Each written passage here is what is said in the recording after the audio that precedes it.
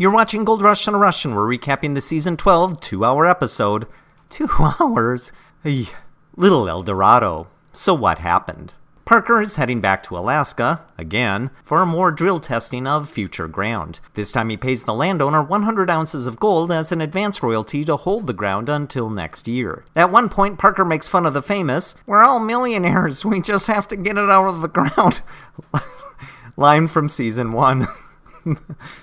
Terrible impersonation. Anyway, Parker was funny there. The ground he's testing on the Little Eldorado has been previously mined, so they end up core drilling into underground shafts, then bagging the material into clear plastic and rooting through the cores looking for evidence of gold. I don't even know which of the two shows I'm watching anymore. Meanwhile, they finally get down to pay at Mud Mountain. A test pan finds nothing. It's then revealed all the previous test pans found nothing. And it's cleanup time.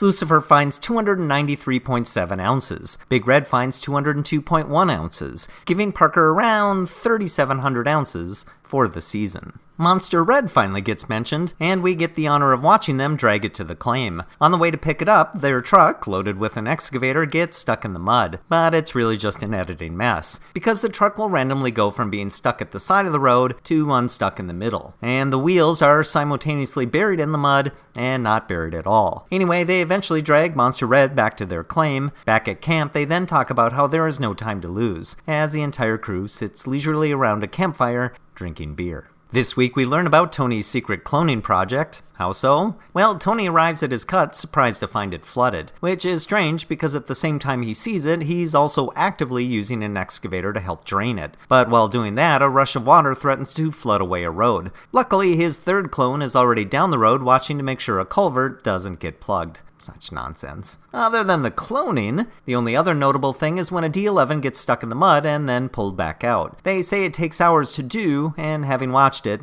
it really did feel that way. And it's cleanup time. They find 224.82 ounces. No word on how much of that is given to the clones. Fred has a new team member named Clint who, despite not knowing how, is tasked to the rock truck, and he gets it stuck within about 2 seconds. We watch him writhe around with it in the mud for a while until he's pulled out. Then he gets stuck again. The next day, Clint doesn't show up for work, and no one knows where he is. I wonder why they don't ask the cameraman who is riding with Clint and filming him where he is. In a big, weird, awkward team meeting, Fred fires him. But Clint doesn't want to be fired, so Fred's team has a secret vote on whether to keep him or not. After sharing post-war trauma and addiction stories, Fred decides not to fire him, because that's not how true friends treat each other. But wasn't Fred just gonna fire him a few Oh, never mind.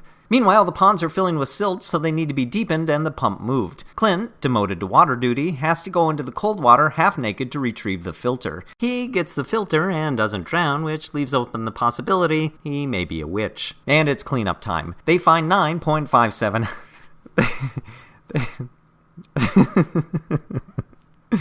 They find 9.57 ounces. Unbelievable. Giving Fred 29.17 ounces. For the season. Oh boy. Tune in next time when it's revealed that Tony ate his other clones and now he's full of himself. This show is so awful. Why isn't my wife here to make me stop? Oh man.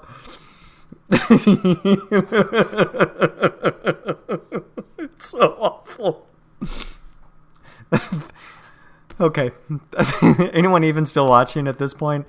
Thanks for watching, everybody. If you enjoyed the episode, go ahead and hit the like button, subscribe, watch the old episodes, leave a comment below, and I'll be back again, unless my wife saves me, next week.